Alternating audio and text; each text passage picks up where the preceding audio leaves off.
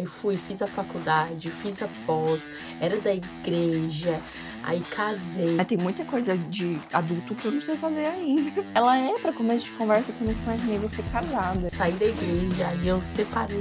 Bom dia, boa tarde, boa noite, mulher. Como que você tá? Eu me chamo Gláucia. E eu sou a Rebeca, e hoje a gente trouxe uma conversa rápida aqui com conselhos sobre mudança. Afinal, né, a vida tem dessa dos altos e baixos, e a gente vai falar sobre atitudes que a gente tomou pra trazer um pouco de coragem nessas situações assim. Amiga, qual que você acha que foi a maior mudança que você teve na sua vida? Olha, eu sou uma metamorfose ambulante, né? Adoro dizer que eu sou a rainha da hipocrisia, porque eu mudo toda hora. Mas eu acho que eu era muito uma pessoa. Não que eu não seja padrão no sentido de estilo de vida, mas eu era muito aquela pessoa que, tipo, fiz a escola, tirei notas boas, era amigona de todo mundo, era queridona, daí fui, fiz a faculdade, fiz a pós, era da igreja, aí casei, aí eu saí da igreja, aí eu separei, entendeu? Sim. Aí, tipo, fiquei bem porra louca. Então, tipo assim, eu acho que essa disrupção, sabe? Tipo, de não ser mais crente, porque eu era católica, aí fiquei crente, né? Aí não ser mais crente, não ser mais casada. Eu acho que essa foi a maior mudança. E quando eu digo de mudança, porque foi uma mudança justamente dessa adolescência pra vida adulta, e quando eu era adulta, eu quebrei ali no Uhum. meio. E quando eu comecei ali, né, a vida adulta, quebrei no meio. Então, acho que pra mim essa foi a maior mudança que acarretou outras mudanças. Grandes também, Uhum. sabe? E pra ti? Eu acho que é bem isso, assim, da adolescência pra vida adulta também, porque eu até escutei da minha irmã esses dias. Ela falou assim: Nossa, mas eu te acho tão receptiva. Eu nunca imaginei que alguém ia me chamar de receptiva pra começo de conversa, né? Nossa. Mas eu falei: Nossa, sério? Assim, receptiva? Ela é pra começo de conversa que eu nunca imaginei você casada. Eu fiquei, nossa. Realmente, assim, eu acho que a minha vida mudou muito. Eu imaginava que eu me casaria, eu sonhava em casar e tal, mas aquele negócio bem sonho mesmo, bem, nossa, ter um casamento lindíssimo e tal. A questão de ter um relacionamento saudável era o menor dos detalhes, sabe? Era aquele sonho de ter a festa do casamento, não era o sonho de, ai, ter um marido legal, não era isso. E a minha vida foi ao contrário, né? Hoje eu tenho um marido muito legal, graças a Deus. E não fiz festa, não quis fazer nada. Eu nem socializo igual eu socializava naquela época. Assim, saía, bebia, ficava com um monte de gente, metia o louco mesmo, era bem adolescente. E hoje em dia, assim, adoro a minha vida pacata. Adoro ficar em casa, adoro jogar jogo de tabuleiro, gente. Eu sou muito nerdola, não tenho assim. Meu passatempo é isso: é jogar jogo de tabuleiro, é jogar videogame, é montar quebra-cabeça, é o famoso jovem senhora, né? E quem diria, assim, a menina não parava um dia em casa, era quinta, pelo menos quinta, sexta, sábado e domingo. Isso quando não era quarta, segunda, terça, na faculdade, era dia que dava, eu tava lá. Sim. Mas, ao mesmo tempo, eu acho que essas mudanças, elas foram boas, sabe? Porque eu lembro que na minha época de escola, antes do colegial, tinha muita. Tinha uma galera que já metia o louco mais novinha, assim, né? Eu acho que eu já falei disso até em outro podcast. Que, era um ritmo de vida que eu não conseguia entrar, porque eu entrei na puberdade um pouco mais tarde e tal. Os meninos já tava todo mundo assim, vamos beber, vamos fumar, vamos fazer sei lá o quê. E eu já tava tipo, meu Deus, o que que tá acontecendo? E eu acho que eu entrei nessa fase de porra louca depois, não vou negar, mas eu entendi a hora de parar. Não sei se eu entendi a hora de parar, mas assim, eu sabia que o que eu tava fazendo não era bom pra mim. E aí eu fui procurando maneiras de sair daquilo, sabe? Eu já fazia terapia quando eu entrei nessa fase porra louca, né? Eu tive diagnóstico de borderline e tal, tomava medicamento. Acho que a gente brinca que tem essa fase porra louca, mas assim, ela também tem seu lado bem ruim, né? Eu, por exemplo, bebia muito e misturava muita coisa, eu passava muito mal. Eu tive o começo de uma úlcera no estômago muito nova, porque eu bebia demais, não comia direito. Tive que fazer tratamento do estômago, além de estar tomando remédio muito forte nessa época enquanto bebia. E aí eu fico tipo, gente, eu acho que eu não estaria viva se eu tivesse continuado naquele ritmo, sabe? Porque pra mim não fazia sentido, não me importava. Tudo bem que tem um pouco da depressão nisso também, né? Que pra mim a vida não tinha muito sentido naquela época. Mas eu sabia que aquilo ali não estava certo. eu queria mudar, eu sabia que é, existia uma chance de mudar, existe uma chance de ter uma vida melhor mesmo, de me sentir bem comigo mesma, porque acho que o maior problema estava aí, né? De, nossa, não tô satisfeita com os meus amigos, não tô satisfeita com a situação, não tô satisfeita com como eu me enxergo, porque acho que o maior dos problemas era esse, era a forma como eu me via, que, sei lá, eu não sei explicar, eu me sentia, sei lá, inútil. Eu achava que pra mim nada tinha importância mesmo, né? Bem o sentimento da depressão. E mas ainda tinha um pinguinho de esperança, e acho que isso que acarretou a toda a mudança, né? Porque eu insisti na terapia, era aquele fundinho que, nossa, Rebeca, você precisa agir, você precisa tentar, nem que dê errado do mesmo jeito, mas você precisa tentar. Que aí foi isso, foi a terapia, foi esse tempo de que, nossa, não, preciso cuidar de mim, e aos pouquinhos eu fui conseguindo chegar na adulta que eu sou hoje, que não vou falar que, nossa, sou a pessoa mais eficiente da face da Terra, bem longe disso, né? Tem muita coisa de adulto que eu não sei fazer ainda. E não sei nem se um dia eu vou saber, mas pelo menos eu mudei. Eu consegui sair daquela fase de, meu Deus, eu vou morrer a qualquer momento, sabe? Sim, e você falando, me veio na mente que acredito que as principais mudanças que a gente teve na vida tiveram uma coisa em comum, que é a É. terapia, sabe? Porque quando você começa a terapia e a autoanálise, enfim, você sai daquele automático, né? Eu sinto que a minha vida eu sempre fui muito automática. Eu vou ser aquela pessoa padrão, eu vou viver aquela vida padrão, eu vou. E, tipo, e não era, como é que eu posso explicar? Um pensamento assim, ai, eu preciso ser padrão, Aham. entendeu? Era inconsciente. Era super inconsciente. Então, tipo assim, igual você, eu vou beber, eu vou ser porra louca porque eu quero me encaixar, porque eu quero explanar os sentimentos, enfim. Não é consciente de que, tipo, eu tô fazendo isso pra isso. E quando você entra na terapia, você começa a perceber esses padrões, começa a perceber esses comportamentos e começa a refletir sobre eles. E é aí que entra a mudança de fato. Tanto que depois que eu quebrei todos esses ciclos e eu parei, tipo assim, eu descobri a minha bissexualidade, eu viajei, eu adoro falar isso aqui no podcast, né? Fiz o meu intercâmbio, adoro falar pra todo mundo, porque pra mim foi de fato uma mudança de ciclo no sentido de tipo, cara, se eu enfrento viajar pra outro país sozinha, pra outro continente sozinha, sem falar a língua deles e com pouco dinheiro no bolso, eu enfrento qualquer coisa. Foi aí onde eu saltei de paraquedas, foi aí onde eu fiquei um ano assim trabalhando só pra mim e em mim. Eu fiquei literalmente, eu não conversava com de relacionamento, né? Ficantes, Uhum. enfim, eu tinha poucos amigos, fiquei muito reclusa bastante com a minha família, saí de um período depressivo, fiquei muito focada na terapia e no autodesenvolvimento, o que não é bom pra vida toda também, É. né? Mas naquele momento foi muito importante e foi aí onde eu mudei de fato. E é bem como tu falou, é aquela fagulha de esperança de tipo, poxa, se eu tô identificando esses padrões, se eu tô identificando esses comportamentos, é porque ainda há chance de mudar, ainda há chance de fazer diferente, ainda há chance. E a partir desse momento que eu entendi que ainda havia chance e que eu tomei as decisões corretas, a minha vida melhorou pra muito Sim. melhor. Hoje eu penso assim, cara, eu não me vejo naquela vida que eu vivia Uhum. antes, sabe? Eu fico pensando Sim. assim, cara, quem é aquela pessoa?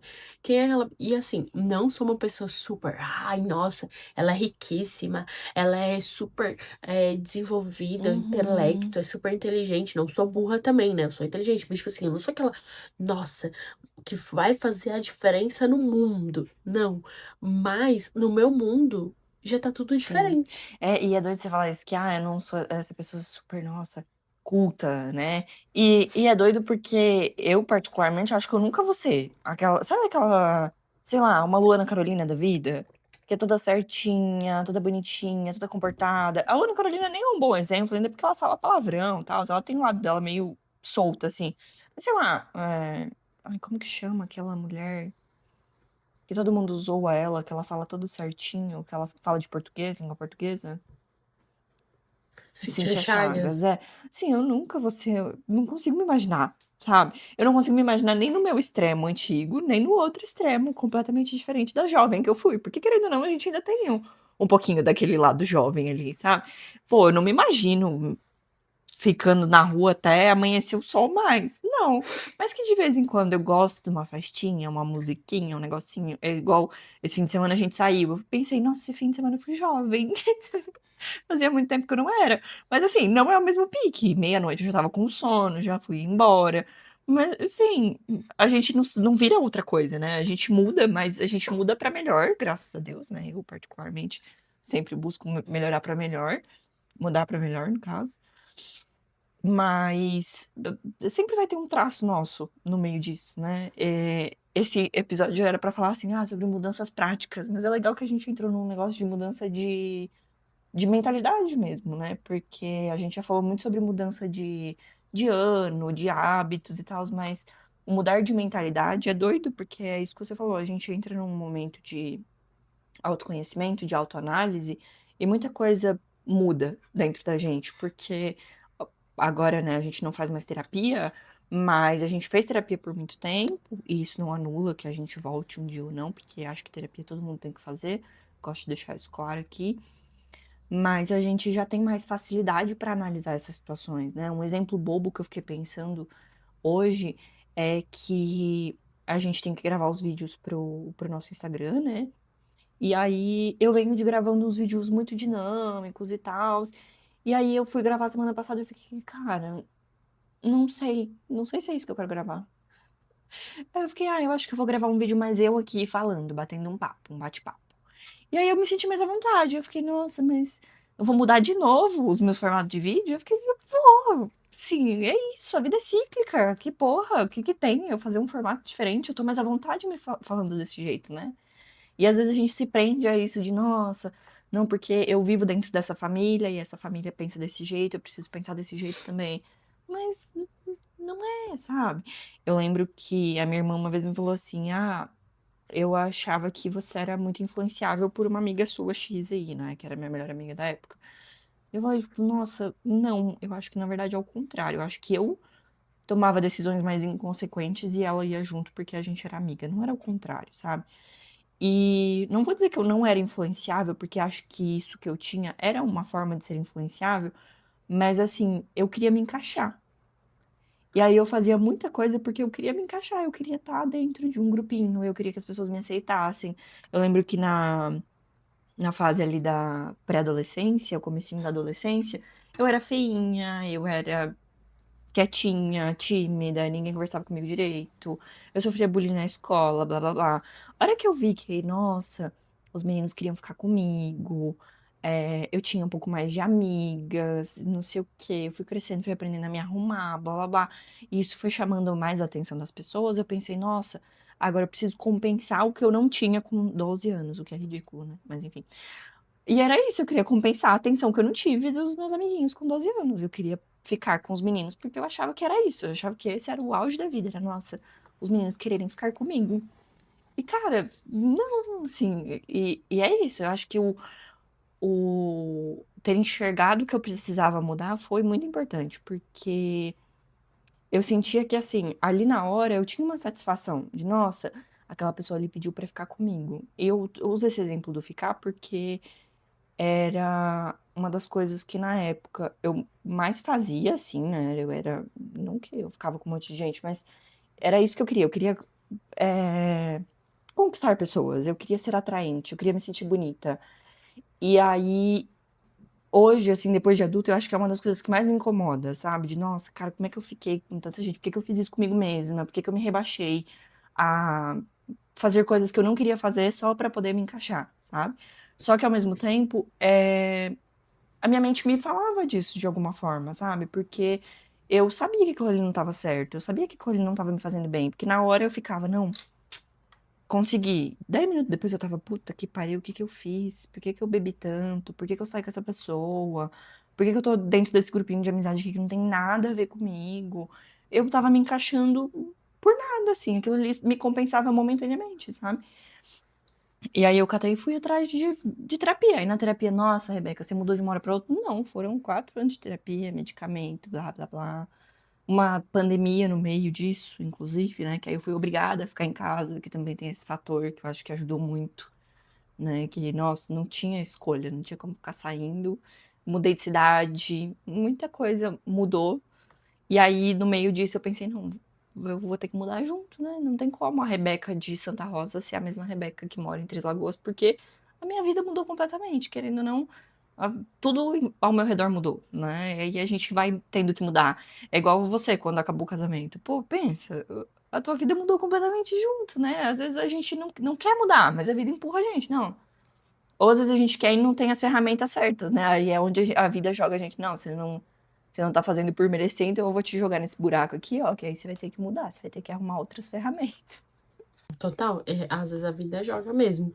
E você falou uma coisa que você pensa, eu ficava e tal, e hoje em dia eu paro e penso, putz, me arrependo disso. E geralmente a gente se arrepende mesmo, é normal, faz parte.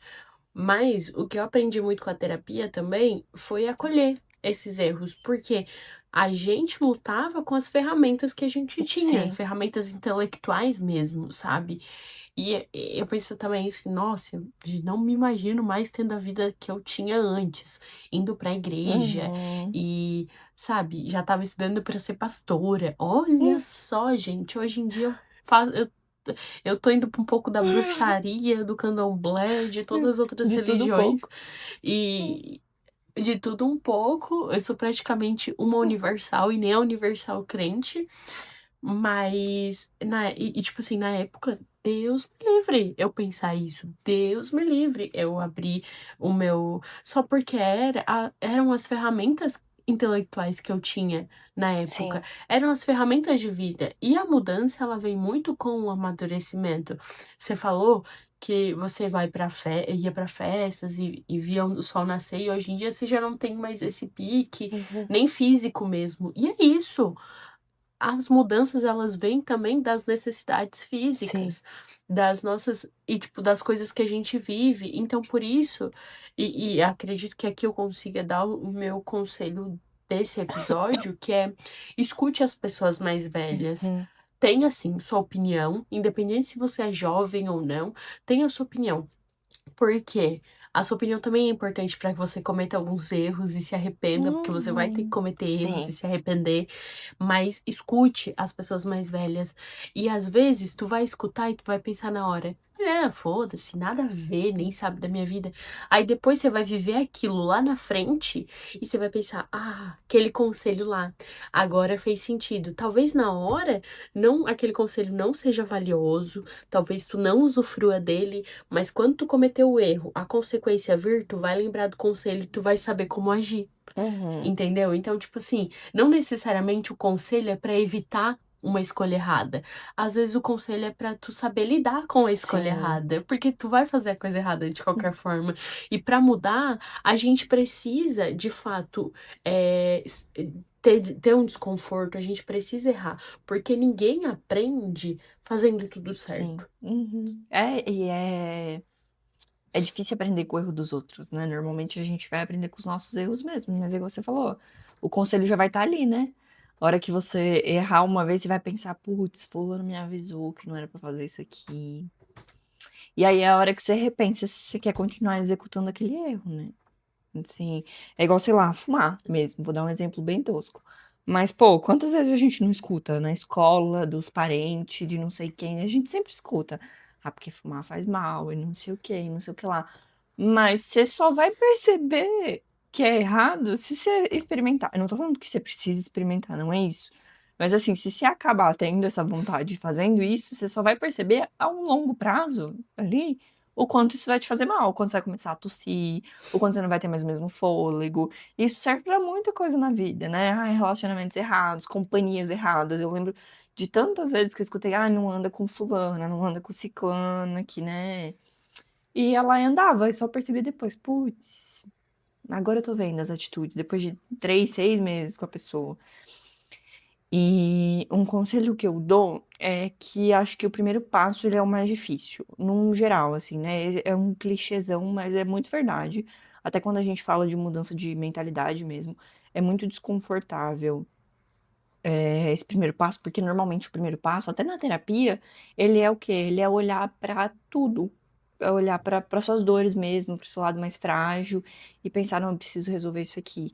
Eu até fiquei pensando esses dias, nossa, até quando eu vou ficar mentindo pra mim? Até quando eu vou ficar confortável com a minha mentira de que, ai, nossa, não quero fazer isso agora porque tô cansada, tal. E tem coisa que não, tem coisa que é só mentira mesmo, tem coisa que eu só tô inventando pra não ter que lidar agora. E acho que a pior mentira é a que a gente conta pra si mesmo, né? E o primeiro passo, ele é o mais difícil. Então, Com a gente certeza. começa com dor mesmo. Não tem como, gente. Dói, o começo dói pra muita coisa, pra muita decisão, mas depois vai ficando mais fácil. A longo prazo vai ficando mais fácil. Sim. O primeiro passo e também, quando tu der o primeiro passo, não tenha medo dele ser o errado. Uhum. Porque muito provavelmente ele é, Sim. Aham. tá ligado? E tá tudo bem, tu vai aprender com os teus erros, seja maleável. Como é que a Raquel falou que tu é receptiva? Acho que é a receptiva. Não, solícita eu falei no outro episódio, é receptiva mesmo, né? Então seja receptivo, sabe? Seja receptivo às mudanças. E não seja, Gabriela, eu nasci assim, eu cresci assim, você sempre Uhum. assim.